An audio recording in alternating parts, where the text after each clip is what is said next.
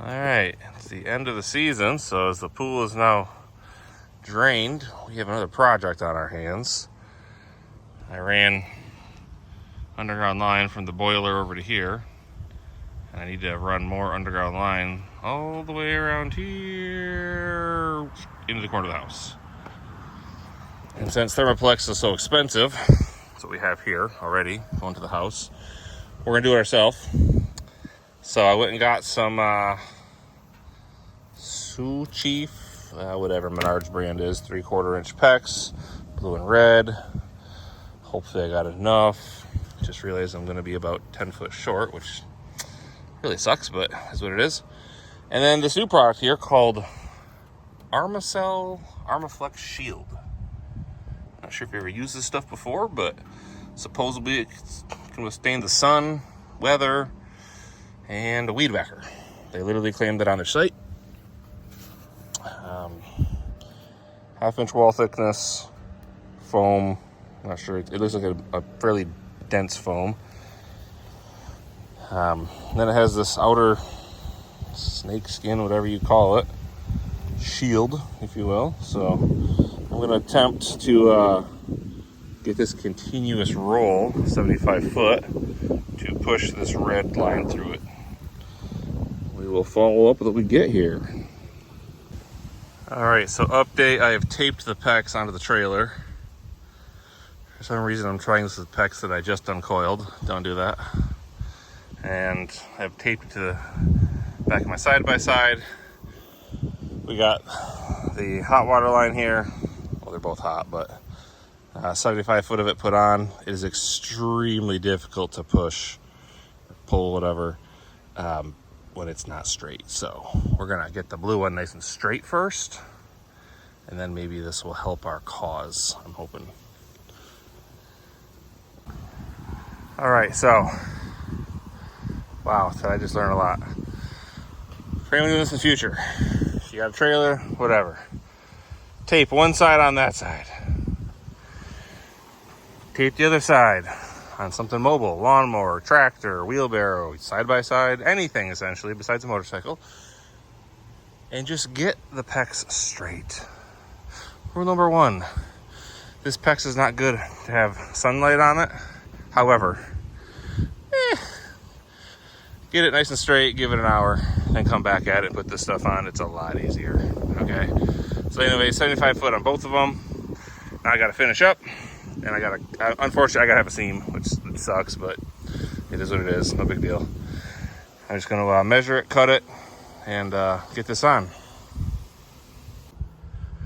All right, we got everything on, taped here at the seams. You really shouldn't tape them too tight, like I did, but it's fine. And then what we're gonna do, this is just proof of concept for the little video here. This stuff supposedly can be direct buried. I'm not doing that. So I just wanted to test if I need 3-inch or 4-inch, but it appears that 3-inch, just standard drain tile. This is the stuff that has no cut in it and no perforations, so there's no way moisture can get in this. It looks like 3-inch should, keyword should here, be able to basically get into it pretty easily. There's plenty of wiggle room, air barrier, air pocket barrier, whatever they call that. But this should do about as good as you're gonna do or get for a quote redneck or whatever DIY boiler line installation. You'd have to have some kind of an air pocket or foam. There's no way for me to foam this without having a way for moisture to get in. So I think at this point we're just gonna roll with it. This should be pretty good. I have a pretty decent piece of this. I'm not sure what's gonna be the most cost-effective way, if I just buy another 100-foot roll or what.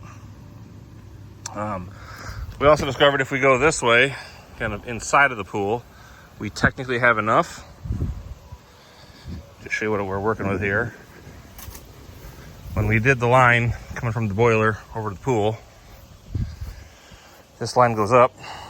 I figured we're gonna have to take this and either bury it, tee into it, do something like that. But one way or another, we're going to have to tie into this so we can make it a multi-use line.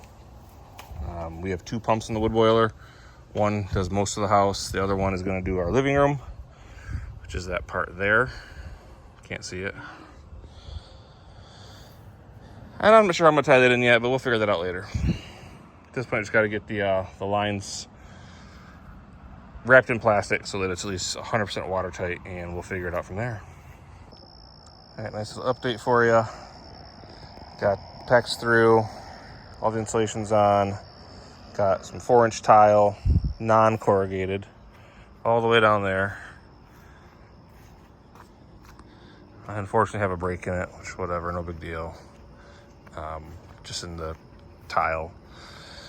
So all the way around, I bought way too much tile, but I'm gonna have to put an extension on. So 100 feet is 10 foot short, essentially, which really sucks, but at this point it is what it is. It's a DIY setup. It's one of the better DIY setups, I'll be honest, okay? But this should be just what we need to heat quite well. And all we're heating is this up to about there. This one room right here, which used to be a 2-car garage. Now it's our living room. Just have taller ceilings, a door, and a bay window. I also think that I could probably put some heat to that room as well. That's quite a lot of square footage for my central boiler, but we'll worry about that later. At this point, we just got to get hot water in. All right, so this is the part that's going to go up into the house. Just basically just made a loop back. The whole point of this is to test these connections right here, because we're going to have essentially an extension forever. The whole point of this is to last a very long time, so I want to make sure they don't leak. Next part is to go double check everything and fire it up real quick. Alright, so this is the one for the house that goes to the back side of our house here. This is going to be the one that goes to the pool / living room. So I already turned these off, and I've got that one on, and then once I do this, air will start to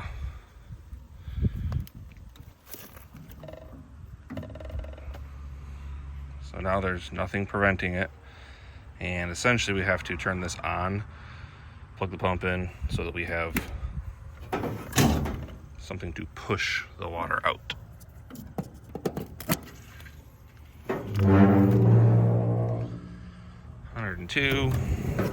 Used it last week, so that's why. I definitely need to insulate this pipe here as well, but running a Gruffundus pump on this one, and this is a Hydro Smart from Menards. I like that right there.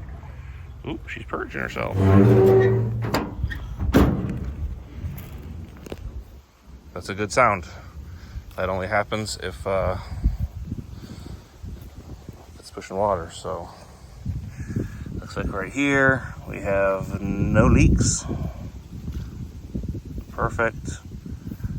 And I love that you can feel these clips get warm much faster than the PEX itself. I'll follow this up real quick.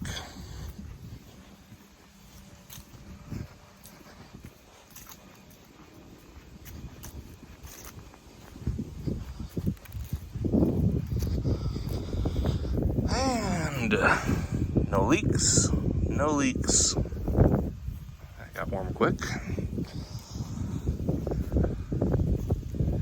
And no leaks. So now what I want to do here is I'm just going to let it run for a bit. Just let it run, give it some time. Just let it run. So after 20-30 minutes, we'll see if it has any leaks then. All right, since we know this is good, it's been about 30 minutes now. They're both the same temperature. Looks like currently I've got, from the best I can measure, about 0.3 of a degree, which could be just my equipment, honestly. But I don't want to leave anything without insulation that I don't have to, just because this is going to be a long-term solution. I'm hoping this thing lasts basically the rest of my life. So I'm gonna take this, I cut a little piece. We're gonna have to do a little bit of notching, tape it up, and then every little bit will be insulated that we can possibly do. Something as simple as this. I mean, who knows how much BTU that'll save over 30 or 40 years. That's one thing I try to preach to my kids is think for the future if you can. So what I'm doing right here is, well, I'm not really thinking for the future, but kinda. So I should have just gotten a whole big new roll of PEX instead of doing this tiny little extension. But instead, you know, we're gonna do the extension, it'll be fine. But I'm gonna put a piece of metal in there, just a piece of scrap wire, so that if I ever have to use a metal detector to trace this, maybe it'll be easier. It doesn't cost anything just to throw that in there real quick. Now, gotta get this pipe onto this and then tape up the ends here, and we'll be almost ready to start digging. All right, so as you can see, putting the lines in the cooler. Had a buddy with an excavator come over, dug it all, everything in there, you know, the star of the whole show, anyways. And now we have to just push the dirt in very carefully and leave a little bit around that, but we're gonna put wood around that. It'll be nice and fancy. It's underground, it's also watertight. And then from there, I'll switch the lines to be able to go up to the, that's some crazy zoom, sorry everybody, up to the pool. So, yeah, excavators, there you go. Oh yeah, we found the drain field pipe too, by the way. We found it. I thought it was deeper. All right, so we worked until well into the dark last night, but got a little bit of work left to do right there. But all of this got filled back in, graded very loosely with the tractors. Basically, it came out about as good as it can. I've got a heck of a mound here that might not be showing on video, but it's what it is we're gonna do, which it'll compact once it gets wet and everything. Had a minor snag with the drain field right here, literally. But got to clean this up today for sure. Yep, get this finished up here. But yeah, we're have to build a box right there and make it look pretty, essentially. Drill a hole inside the house, which is never fun. What you got, rock? Got a rock? Oh, Patton, you good boy.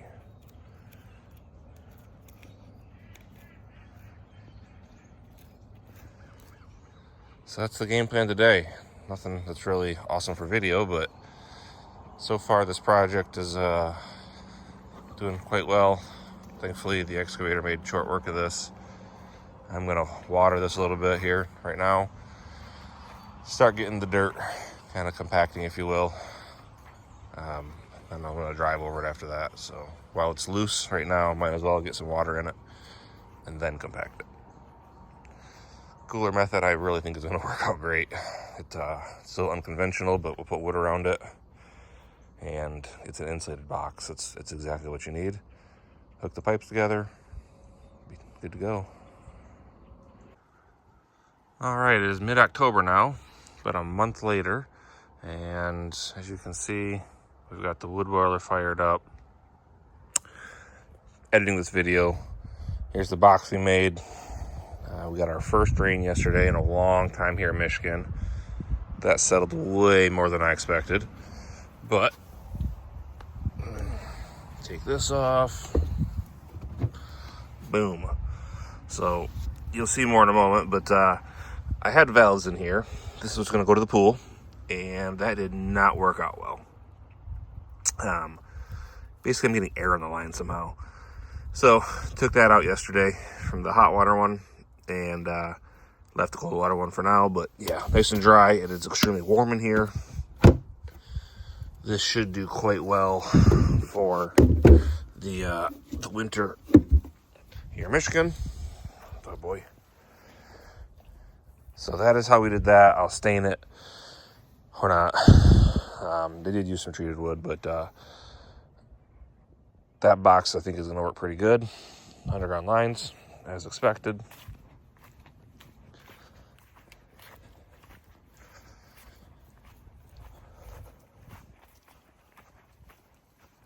kids have been riding bikes in it this morning, apparently. Even just walking on it, it's definitely, really should be compacted today because it's so wet.